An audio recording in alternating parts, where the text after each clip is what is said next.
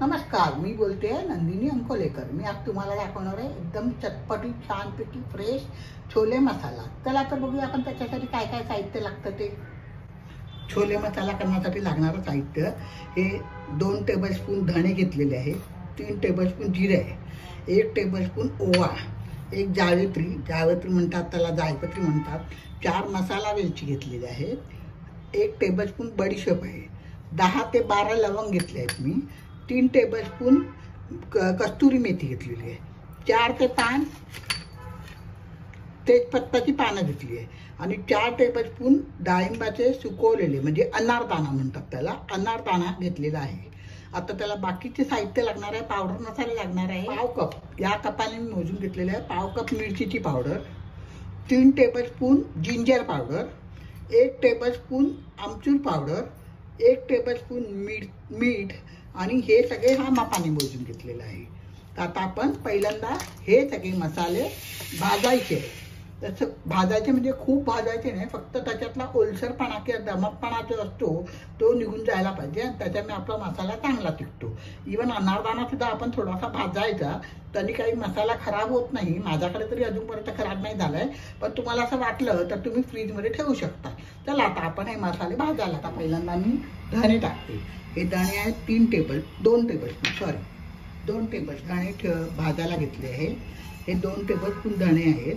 तर फक्त आपण आपला त्याच्यातला मॉइश्चर निघून गेला पाहिजे एवढेच धणे भाजायचे, म्हणजे सगळे मसाले तसेच भाजायचे। तर कोरडे केलेले मसाले असले की आपला मसाला चांगला टिकतो। आणि मी तुम्हाला सजेस्ट करीन की जास्ती मसाला करून ठेवायचा नाही। छोले मसाला म्हणा किंवा कुठलाही मसाला जास्ती करून ठेवला की त्याचा फ्लेवर खूप कमी होऊन जातो, म्हणून आपण थोडा थोडा केला तर त्याचा फ्लेवर खूप छान राहतो। चला आता आपले धणे भाजून झाले आहेत, अगदी म्हणजे हाताला तुमच्या कोमट लागली ना की लगेच काढायची। तर चला आता आपले धणे भाजून झाले आहेत, आता पुढचं टाकूया। आता 3 टेबलस्पून मी जिरे घेते, जिरे टाकते।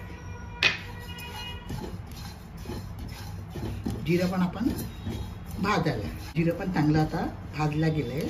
आपण सगळे मसाले एकत्र मिक्स करायचे आहेत। हे पण जिरे पण भाजला गेलं आहे।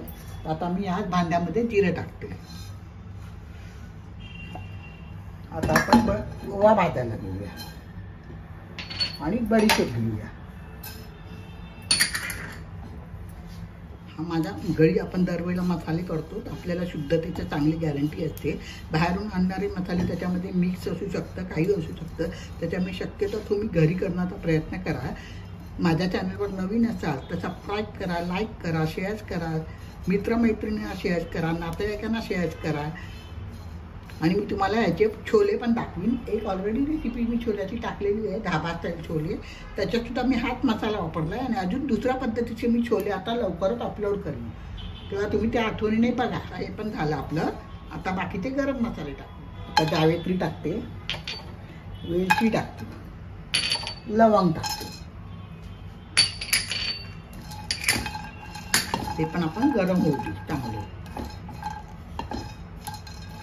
हे पण झाले आहे। आता आपण तेजपत्ता टाकूया, 4 ते 5 आपण तेजपत्ता घेतले। मीडियम गॅसवरती सगळे मसाले भाजले की जळत नाही आणि त्याचा एक पर्टिक्युलर जो फ्लेवर असतो तो तसाच राहतो। जर तुम्ही पटापट करायला केलं, मोठ्या गॅसवर केलं तर तो जळण्याचा चान्सेस असतात आणि त्याचा एक कडवटपणा मसाल्याला उतरतो।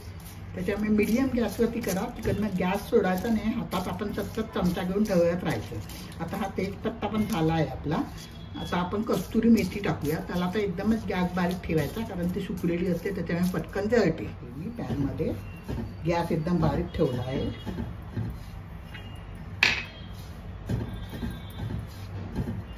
ती पण भाजून झाली आहे।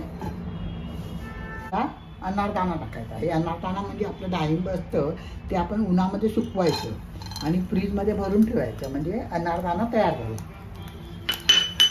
हा पण भाजून घ्यायचा जरासा।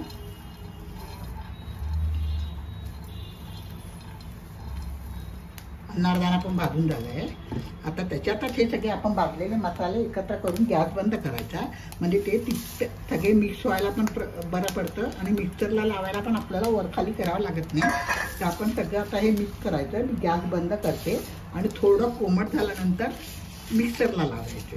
त्याच्याबरोबर ते पावडर मसाले पण आपण वाटायचे आहे, तर तुम्हाला मी वाटताना दाखवते. त्याच्यात आपण ते पावडर मसाले सगळे टाकायचे. पहिल्यांदा मी मीठ टाकते. त्याच्यात मी आता मीठ आणि आमचूर पावडर टाकली आहे. हे जिंजर पावडर 2 टेबलस्पून टाकायची आणि पाव कप मिरचीची पावडर टाकायची आणि सगळं मिक्स करायचं. ते बऱ्यापैकी कोमट झालेलं आहे आणि आता मिक्सरला लावून त्याची पावडर करायची. म्हणजे सगळा एकत्र मसाला वाटला जातो, रंग चांगला येतो. आता आपण मिक्सरला वाटायला घेतली. आता त्याला वाटून घेऊया. मग वाटून झाल्यानंतर तुम्हाला मी दाखवतो. वाटून झालंय, खूप सुंदर वास येतोय त्याचा, खूप सुंदर झालाय मसाला. आता आपण तो एका भांड्यामध्ये काढून घेऊया आणि भांड्यामध्ये पेपर टाकूया, कारण मिक्सरमुळे तो थोडासा गरम होतो. तर आपण थोडासा थंड झाल्यानंतर आपण आपल्या बाटलीमध्ये भरून ठेवायचं. लवकरच या मसाल्याचे मी परत नवीन प्रकारचे छोले तुम्हाला दाखवीन. तुम्ही व्हिडिओ बघा माझा.